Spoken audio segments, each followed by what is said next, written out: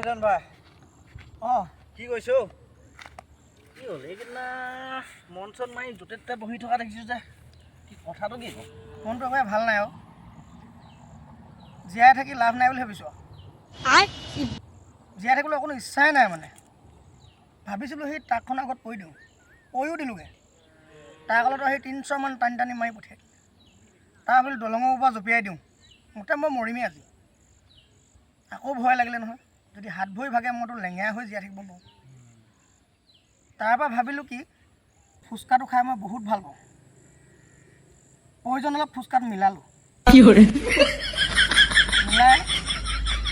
খাওঁ বুলি ল'লোঁ তাকো তই খাই দিলি